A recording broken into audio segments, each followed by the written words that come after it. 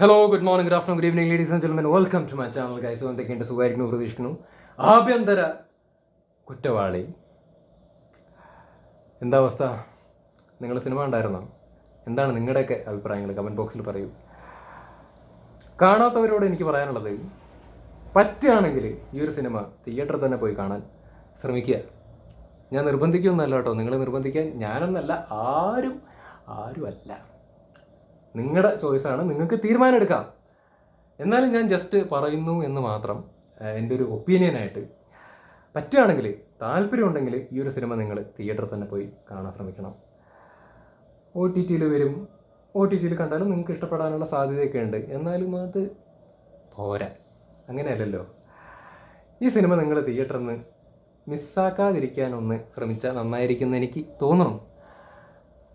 അടിപൊളി സിനിമ എന്നൊക്കെ പറഞ്ഞാൽ അടിപൊളി ഗംഭീര പടം. എനിക്ക് പേഴ്സണലി ഭയങ്കരമായിട്ട് ഇഷ്ടപ്പെട്ടു. ഞാൻ എക്സാജറേറ്റ് ചെയ്ത് പറയുന്നൊന്നുമല്ല, സീരിയസ്ലി എനിക്ക് ഫീൽ ചെയ്ത കാര്യം, ആ ഒരു ഇമോഷൻ ഞാൻ ഓണസ്റ്റായിട്ട് എക്സ്പ്രസ് ചെയ്യാണ്. അടിപൊളി സിനിമ. എതിരഭിപ്രായം ഉണ്ടെങ്കിൽ ഓക്കെ, അതിനെ ഞാൻ റെസ്പെക്റ്റ് ചെയ്യുന്നു. എൻ്റെ അഭിപ്രായത്തെയും നിങ്ങൾ റെസ്പെക്റ്റ് ചെയ്യും എന്ന് വിശ്വസിക്കുന്നു. ഈ സിനിമയുണ്ടല്ലോ, ഹിറ്റാവണമെന്ന് ഞാൻ ആത്മാർത്ഥമായിട്ട് ആഗ്രഹിക്കുന്നുണ്ട്. ഒരു പ്രേക്ഷകൻ എന്നുള്ള നിലയ്ക്ക് ഹിറ്റാവുക, അല്ലെങ്കിൽ പ്രൊഡ്യൂസർ കുറേ കാശുണ്ടാക്കുക എന്നുള്ളത് ഒരു സൈഡിൽ കൂടെ നടക്കട്ടെ. അങ്ങനെ ഉണ്ടാക്കുന്നുണ്ടെങ്കിൽ സന്തോഷം. പക്ഷെ അതിനേക്കാട്ടിലും ഉപരി ഈ സിനിമയ്ക്കകത്ത് അവർ സംസാരിക്കുന്ന വിഷയം അത് വളരെ റെലവൻ്റാണ്. അതുകൊണ്ടാണ് എനിക്ക് ഈ സിനിമ അത്രയും ഇഷ്ടപ്പെടാൻ കാരണം. അത്രയും എന്താ ഫീൽ ചെയ്തിട്ട് ഗംഭീര സിനിമ എന്ന് ഞാൻ പറയാൻ കാരണം, ഈ സിനിമയുടെ ആ ഒരു റെലവൻ്റ് ആയിട്ടുള്ള വിഷയം തന്നെയാണ്. ഇത് ഒരുപാട് ആളുകൾ കാണണം, മനസ്സിലാക്കണം, ഇതും ചർച്ച ചെയ്യപ്പെടണമെന്ന് എനിക്കൊരു ഒരു ആഗ്രഹം. അതുകൊണ്ട് പറഞ്ഞതാണ്. ഇതിനു മുമ്പ് ഇതുപോലൊരു സിനിമ വന്നിട്ടുണ്ടോ എന്നുള്ളത് എനിക്കറിയില്ല. ഉണ്ടെങ്കിൽ നിങ്ങളൊന്ന് കമൻറ്റ് ബോക്സിൽ പറയാൻ വേണ്ടി ശ്രമിക്കൂ. എൻ്റെ അറിവിൽ ഞാൻ കണ്ടിട്ടില്ല. ഇത് ആദ്യമായിട്ടാണ് ഇങ്ങനൊരു കൈൻഡ് ഓഫ് സിനിമ വരുന്നത്. ഇത്രയും കാര്യമായിട്ടൊക്കെ പറയുന്നത് കേൾക്കുമ്പോൾ നിങ്ങൾ വിചാരിക്കേണ്ട ഞാനൊരു സ്ത്രീ വിരോധിയാണ്, മെയിൽ ഷോമിനിസ്റ്റാണ്. No, it's not like that. എൻ്റെ ഈ ചാനലിൻ്റെ അകത്ത് ഏറ്റവും കൂടുതൽ ഞാൻ സംസാരിച്ചിരിക്കുന്നത് സ്ത്രീകൾക്ക് വേണ്ടിയിട്ടാണ്. സ്ത്രീകളുമായി ബന്ധപ്പെട്ടിട്ട് അവർ നേരിടുന്ന പ്രശ്നങ്ങളെ കുറിച്ചിട്ടാണ് ഞാൻ സംസാരിച്ചിട്ടുള്ളത്. പക്ഷേ സ്ത്രീകൾക്ക് പരിഗണന വേണം, അവർക്ക് സംരക്ഷണം വേണം, ആയിക്കോട്ടെ, ഐ റെസ്പെക്ട് ദാറ്റ്. പക്ഷേ ഇപ്പുറത്ത് ആണുങ്ങൾക്കും ഈ പറഞ്ഞ കുറച്ച് പരിഗണന, അല്ലെങ്കിൽ അവർക്കും സംരക്ഷണം, അവരും ഡിസേർവ് ചെയ്യുന്ന കുറച്ച് കാര്യങ്ങളൊക്കെ ഉണ്ടെന്ന് എനിക്ക് പലപ്പോഴും തോന്നിയിട്ടുണ്ട്. ഈ സിനിമയ്ക്കകത്ത് അതൊക്കെയാണ് ആക്ച്വലി കാണിച്ചു തരുന്നത്. തുല്യത വേണം, ആണ് പെണ്ണ് എന്നുള്ള രീതിയിൽ നോക്കുമ്പോൾ തുല്യമായിരിക്കണം.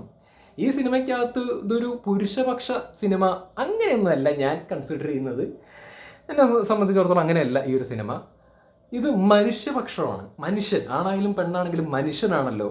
അപ്പോൾ മനുഷ്യന്മാരെ ഈക്വലായിട്ട് കൺസിഡർ ചെയ്യണം എന്നുള്ളതാണ് എൻ്റെ ഒരു അഭിപ്രായം. അതായത് ഇവിടെ ആണുങ്ങളും ഒരുപാട് കാര്യങ്ങൾ ഫേസ് ചെയ്യുന്നുണ്ട്, മാനസികമായിട്ട് ഒരുപാട് പ്രശ്നങ്ങൾ ഫേസ് ചെയ്യുന്നുണ്ട്. മാനസികമായിട്ടുള്ള ബുദ്ധിമുട്ടുകളും ടെൻഷൻസും ഒക്കെ കാരണം ആത്മഹത്യ ചെയ്യുന്നുണ്ട്. അവർ കള്ളക്കേസിന് ഇരയാവുന്നുണ്ട്.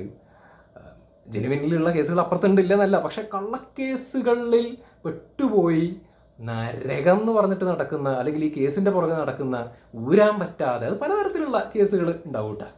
അത് കള്ളക്കേസ് എന്ന് പറയുമ്പോൾ പലതരത്തിലുള്ള കേസുകൾ ഉണ്ടാവും ആഫ്റ്റർ മാരേജ്. അപ്പോൾ അങ്ങനെയൊക്കെ നേരിടുന്ന ആളുകൾ ആക്ച്വലി ഉണ്ട്. അപ്പോൾ അതിനെയൊക്കെ ബേസ് ചെയ്തിട്ടാണ് ഈ ഒരു സിനിമയ്ക്കകത്ത് പറഞ്ഞു പോകുന്നത്. അതുകൊണ്ടാണ് എനിക്ക് അത്ര റെലവൻ്റ് ആയിട്ട് തോന്നി. അതും കൂടി സംസാരിക്കണ്ടേ. ഇവിടെ എന്തെങ്കിലുമൊക്കെ വിഷയം വരുന്ന സമയത്ത് ആരെങ്കിലൊക്കെ എപ്പോഴെങ്കിലൊക്കെ എടുത്തു വെച്ചിട്ട് കണ്ടന്റായിട്ട് ചെയ്യും, അത് കഴിഞ്ഞാൽ പിന്നെ വിടും എന്നല്ലാതെ അത്ര കാര്യമായിട്ട് ഒരു സിനിമ എന്നുള്ള രീതിയിലൊന്നും അങ്ങനെ വന്നിട്ടില്ല. സിനിമ എന്ന് പറയുന്നത് ഒരു വലിയ മീഡിയമാണ്. അപ്പോൾ ഇത്തരത്തിലുള്ള കാര്യങ്ങളൊക്കെ, ഇത്തരത്തിലുള്ള റെലവൻ്റ് ആയിട്ടുള്ള വിഷയങ്ങളൊക്കെ സിനിമയിലൂടെ കമ്മ്യൂണിക്കേറ്റ് ചെയ്യുന്ന സമയത്ത് അതിന് അത്ര റെലവൻസ് ഉണ്ട്. അല്ലെങ്കിൽ എനിക്ക് അത്രയും സന്തോഷവും അത്രയും സിനിമ ഇഷ്ടപ്പെടാനൊക്കെ കാരണം ഈ ഒരു വിഷയം അവർ സിനിമ എന്നുള്ള രീതിയിൽ അവർ കൊണ്ടുവന്നത് നന്നായിട്ട് എടുത്തു വെച്ചിട്ടുണ്ട്. മനസ്സിലായ? അടിപൊളി സിനിമ, അത് നന്നായിട്ട് എടുത്തു വെച്ചിട്ടുണ്ട്. എടുത്തു പറയേണ്ടത് നമ്മുടെ എന്താ പറയുക, സിദ്ധാർത്ഥ് ഭരതൻ കുറച്ച് നേരെ വരുന്നുള്ളൂ, പക്ഷെ വരുന്ന സമയത്ത് പുള്ളി കിട്ടിലനായിട്ട് ചെയ്തു വെച്ചിട്ടുണ്ട്. കിട്ടിലും പെർഫോമൻസ് പുള്ളിയുടെ അയ്യോ അയാൾ പറയുന്ന കാര്യങ്ങളായിക്കോട്ടെ, നേരുടെ നോട്ടം ആയിക്കോട്ടെ, അയാളുടെ നിസ്സഹായാവസ്ഥയുണ്ടല്ലോ, സിദ്ധാർത്ഥ് ഭരതൻ്റെ ക്യാരക്ടറിൻ്റെ നിസ്സഹായാവസ്ഥ സ്ക്രീനിൽ കാണുമ്പോൾ എനിക്ക് എനിക്ക് കരച്ചിൽ വന്നു, എനിക്ക് നല്ല വിഷമം വന്നു. എൻ്റെ തൊണ്ടയിൽ ഇവിടെ ഒരു കുത്തൽ നല്ല രീതിയിൽ എനിക്കുണ്ടായിരുന്നു അയാളുടെ സാഹചര്യം കണ്ടിട്ട്. അത്തരത്തിൽ അനുഭവിക്കുന്ന ഒരുപാട് ആളുകൾ ഇവിടെ ഉണ്ട്, ഇല്ല എന്ന് പറയാൻ വേണ്ടി പറ്റില്ല, ഉണ്ട്. സിദ്ധാർത്ഥ് ഭരത് നന്നായിട്ട് ചെയ്തിട്ടുണ്ട്. പിന്നെ ആസിഫ് അലിയുടെ കാര്യം പറയുകയാണെങ്കിൽ ആസ് യൂഷ്വൽ പറയണ്ടല്ലോ, ഇടലായിട്ട് ചെയ്തിട്ടുണ്ട്. പ്രത്യേകിച്ച് എടുത്തു പറയുകയാണെങ്കിൽ മൂപ്പര് പോലീസ് സ്റ്റേഷനിൽ നിന്ന് ഇറങ്ങി വരുന്നൊരു സീനുണ്ട്. മഴയാണ്, നല്ല മഴയാണ്, രാത്രി ഇറങ്ങി വരുന്നൊരു സീനാണ്. ഇറങ്ങി വന്നിട്ട് മൂപ്പര് ഇങ്ങനെ നിൽക്കും. ആ നിൽക്കണ നിൽപ്പിൽ അയാളുടെ കണ്ണിൽ അല്ലെങ്കിൽ അയാളുടെ ശരീരഭാഷയിൽ നമുക്ക് മനസ്സിലാവും അയാളുടെ നിസ്സഹായാവസ്ഥ. പെട്ടുപോയാൽ എന്ത് ചെയ്യും, ഒരു ഹോപ്പില്ലാത്തൊരവസ്ഥ. കാരണം കള്ളക്കേസിൽ അണ്ണൻ പെട്ടു. 10 ദിവസമേ ആയിട്ടുള്ളൂ വിവാഹം എന്തോ കഴിഞ്ഞിട്ട്. അപ്പോഴേക്കും തന്നെ അണ്ണൻ കള്ളക്കേസിൽ പെടുകയാണ്. 3 കേസുകൾ അയാൾക്കെതിരെ വരും. അയാൾ കുടുങ്ങി. അതൊരു വല്ലാത്ത അവസ്ഥ, അതൊരു ട്രാപ്പാണെന്നേ. അത് ശരിയാവുന്നത് വരെ അതിൻ്റെ പുറകെയുള്ളൊരു ഓട്ടം, അല്ലെങ്കിൽ ഇതിൽ പെട്ടു എന്നൊരു സാഹചര്യം വരുന്ന സമയത്ത് ഉണ്ടാകുന്നൊരു ഇമോഷണൽ അവസ്ഥ എന്ന് പറയുന്നത് വളരെ പരിതാപകരമാണ്. അത് എക്സ്പീരിയൻസ് ചെയ്തിട്ടുള്ള ആളുകൾക്ക് മാത്രമേ ഇത് പറയുമ്പോൾ കൂടുതൽ കണക്ട് ചെയ്യാൻ വേണ്ടിയിട്ട് പറ്റുള്ളൂ. അല്ലാത്ത ആളുകൾക്ക് ഇത് എത്രത്തോളം ഉൾക്കൊള്ളാൻ പറ്റുന്നുണ്ടെന്ന് എനിക്കറിയില്ല. ആസിഫ് അലിയുടെ ആ സമയത്തുള്ള പെർഫോമൻസ് ആണെങ്കിലും അടിപൊളിയായിരുന്നു, കിട്ടില്ലേ, അടിപൊളിയായിട്ട് മൂപ്പര് ചെയ്തിട്ടുണ്ട്. പിന്നെ ഇതിൻ്റെ അകത്ത് കോർട്ടിലുള്ള സീന് പറയുകയാണെങ്കിൽ അതിൽ കുറേ ഡയലോഗുകളൊക്കെ പറയുന്നുണ്ട്. അതൊക്കെ വളരെ റെലവൻ്റ് ആണോ, കാര്യമാണ് പറയുന്നത്. ആസിഫ് അലി പറയുന്ന കാര്യങ്ങളൊക്കെ കാര്യമായിട്ടുള്ള കാര്യങ്ങളാക്കി പറയണേ. അതിൽ എന്തൊക്കെയോ കൗണ്ടൊക്കെ പറയുന്നുണ്ട് കേട്ടോ, സൂയിസൈഡ് കൗണ്ടിൻ്റെയോ എന്തൊക്കെയോ കാര്യങ്ങളൊക്കെ പറയുന്നുണ്ട്. ആ കൗണ്ടിൻ്റെ കാര്യത്തിലൊന്നും എനിക്കറിയില്ല. പക്ഷേ അതിലയാൾ പറയുന്ന ചില ഫാക്റ്റ് ഉണ്ട്. ഇത്തരത്തിൽ കേസുകളിൽ പെടുന്ന ആളുകളുടെ ഒരു അവസ്ഥ, അവർക്കും ജീവിതമുണ്ട്, അവരും മനുഷ്യരാണെന്നുള്ള രീതിയിൽ പറയുന്ന കുറച്ച് കാര്യങ്ങളുണ്ട്. അത് ഫാക്റ്റാണ്. പുള്ളി കിഡിലിനായിട്ട് അത് പെർഫോം ചെയ്തിട്ടുണ്ട്, കിഡിലിനായിട്ട് ആ ഡയലോഗ് ഡെലിവർ ചെയ്തിട്ടുണ്ട്. പിന്നെ ഒരു ചെറിയൊരു സീൻ അതിൻ്റെ അകത്ത് ഇങ്ങനെ കൈ ഇങ്ങനെ വെക്കുന്ന സമയത്ത് ഇങ്ങനെ കൈ ഇങ്ങനെ വിറയ്ക്കും, ആസിഫ് അലിയുടെ ഇങ്ങനെ വിറയ്ക്കും. അപ്പോൾ മറ്റേ ജഗദീഷിൻ്റെ ക്യാരക്ടർ കേട്ടോ, അടിപൊളി ക്യാരക്ടറാണ്, പുള്ളി അടിപൊളി ചെയ്തിട്ടുണ്ട് ജഗദീഷ് ഏട്ടൻ. അപ്പോൾ അങ്ങനെ പറയും മൂപ്പര് ഡ്രങ്കഡാണ്, അതുകൊണ്ടാണ് ഇങ്ങനെ കള്ളുടിച്ചൊരു ശീലമുണ്ട്, ഇന്ന് കള്ളുടി കിട്ടാത്തതുകൊണ്ടാണ് അയാൾക്ക് കൈ വിറയ്ക്കുന്നത്, അതിൻ്റെ ഒരു പ്രശ്നമാണ് ഈ കാണുന്നത് എന്നുള്ള രീതിയിലൊക്കെ ജഗദീഷ് ഓപ്പോസിറ്റ് വക്കീല ആസിഫ് അലിയുടെ. അപ്പോൾ ആസിഫ് അലിയുടെ കൈ ഇങ്ങനെ വിറയ്ക്കും. ആസിഫ് അലി പറയുന്നൊരു കാര്യമുണ്ട്, കള്ളു കുടിക്കുന്ന ആൾക്കാർക്കും കള്ള് കിട്ടാത്ത സമയത്ത് വരുന്ന സമയത്തും വരുന്നൊരു അപ്പം മാത്രമല്ല വിറ വരിക, ഒരു പേടി വരുന്ന സമയത്താണെങ്കിലും ഒരു ടെൻഷൻ വരുന്ന സമയത്താണെങ്കിലും അത്തരത്തിലുള്ള സാഹചര്യത്തിലൊക്കെ പോയി പെടുന്ന സമയത്ത് ഈ വിറയിലും പേടി കൊണ്ട് വരുന്നൊരു വിറയിലും ഒക്കെ ആയിരിക്കും എന്ന് പുള്ളി പറയുന്നുണ്ട്. ഇതൊക്കെ എക്സ്പീരിയൻസ് ചെയ്തിട്ടുള്ള ആളുകളുണ്ടോ? കോടതിയിൽ എക്സ്പീരിയൻസ് ചെയ്തിട്ടുള്ള ആളുകൾ ആക്ച്വലി ഉണ്ട് ഈ അവസ്ഥകളൊക്കെ. അപ്പം ഇത് ഇങ്ങനെ സ്ക്രീനിൽ കാണുന്ന സമയത്ത് ഈച്ച് ആൻഡ് എവരിത്തിങ് അവർ ഭയങ്കരമായിട്ട് ഇതിൻ്റെ അകത്ത് ഇങ്ങനെ ഫോഴ്സ്ഡ് ആയിട്ട് ഒരു സീനും കുത്തിക്കയറ്റിയിട്ടില്ല. എല്ലാം ആവശ്യത്തിന് റെലവൻ്റ് ആയിട്ടുള്ള കാര്യങ്ങൾ വളരെ സ്മൂത്ത് ആയിട്ട് ഇവർ ഇതിൻ്റെ അകത്ത് കാണിച്ചിട്ടുണ്ട്. ഇതിൽ പലതും എടുത്തു പറയാനാണെങ്കിൽ ഒരുപാട് സാധനങ്ങളുണ്ട്. എനിക്ക് ഭയങ്കരമായിട്ട് ഇഷ്ടപ്പെട്ടു. അത് പെർഫോമൻസ് വൈസ് ആണെങ്കിലും ഈ സിനിമയുടെ കഥ, അത് എടുത്തു വെച്ചിരിക്കുന്ന രീതി, എല്ലാം കൊണ്ടും എനിക്ക് ഭയങ്കരമായിട്ട് ഇഷ്ടപ്പെട്ടു. നന്നായിട്ടുണ്ട്, നല്ലൊരു സിനിമ. പിന്നെ പറയേണ്ടത് എന്താണ്, നമ്മുടെ അസീസ് ഭയങ്കരമായിട്ട് ഇഷ്ടപ്പെട്ടു. അസീസിൻ്റെ ക്യാരക്ടർ, അസീസ് നെടുമങ്ങാട് നല്ലൊരു ആക്ടറാണ്, നന്നായി പുള്ളി ചെയ്തു വെച്ചിട്ടുണ്ട്. നല്ലൊരു കൂട്ടുകാരൻ. എന്താ പറയുക, അവരുടെ ഹാബിറ്റ്സ് കള്ളുകൂടി പരിപാടി അതിനോട് എനിക്ക് താല്പര്യമില്ല, എന്നാലും നല്ലൊരു കൂട്ടുകാരനാണ്. കൂടെ നിന്നു, ആസിഫ് അലിയുടെ കൂടെ നിൽക്കുന്ന കട്ടയ്ക്ക് നിൽക്കുന്നൊരു കൂട്ടുകാരൻ. നല്ല രീതിയിൽ തന്നെ മൂപ്പര് ചെയ്തിട്ടുണ്ട് അസീസിക്ക. കോമഡി കാര്യങ്ങളൊക്കെ ഇടയിൽ വരുന്നുണ്ട് കേട്ടോ. അതാണ്, ഇത് കംപ്ലീറ്റ് മുഴുനീളായിട്ട് സീരിയസ് ആയിട്ട് പോകുന്ന സിനിമ അങ്ങനെയൊന്നുമല്ല. സീരിയസ് ആണ്, വിഷയം സീരിയസ് ആണ്. പക്ഷെ ഇതിനകത്ത് ചില സാഹചര്യത്തിൽ വരുന്ന ചില തമാശകൾ, ചില കൗണ്ടറുകളും പരിപാടികളൊക്കെ ആക്ച്വലി ഉണ്ട്. ചില സിറ്റുവേഷൻസ് ഒക്കെ കാണുമ്പോൾ നമുക്ക് ചിരി വരും. അത് അസീസിൻ്റെ ക്യാരക്ടർ ആയിക്കോട്ടെ, നല്ല രീതിയിൽ തന്നെ അത് വർക്ക് ആയിട്ടുണ്ട് എനിക്ക്, പുള്ളിയുടെ ചില സാധനങ്ങളൊക്കെ. അതേപോലെ തന്നെ മറ്റേ ആനന്ദ് മന്മഥൻ അല്ലേ, ആനന്ദ് മന്മഥൻ എന്നാണ് പുള്ളിയുടെ പേര്, സോറി. ഞാൻ പുള്ളി നേരത്തെ നോട്ട് ചെയ്ത് വെച്ചിട്ടുള്ളൊരു നടനാണ്. നല്ല കാലിബറുള്ള, നല്ല പൊട്ടൻഷ്യലുള്ള നടനാണ്, കിട്ടില്ല ആക്ടറാണ് പുള്ളി. പൊന്മാനിലൊക്കെ കിട്ടിലും പെർഫോമൻസ് ആയിരുന്നു പുള്ളി. ഈ സിനിമയ്ക്കകത്താണെങ്കിലും നല്ലൊരു ക്യാരക്ടർ, ആസിഫ് അലിയുടെ ഫ്രണ്ടാണ്. എന്താ പറയുക, അടിപൊളിയായിട്ട് ചെയ്തു വെച്ചിട്ടുണ്ട്, കിട്ടിലും പെർഫോമൻസ്. മൂപ്പരുടെ ആണെങ്കിലും ചില തമാശകളും കാര്യങ്ങളൊക്കെ ഉണ്ട്, അതും എനിക്ക് വർക്കായിട്ടുണ്ട്. എനിക്ക് മെയിനായിട്ട് ഇതിൻ്റെ അകത്ത് ഇവരുടെ ഒരു ബോണ്ടിങ് ഉണ്ട്. ആസിഫ് അലി, എന്താ പറയുക,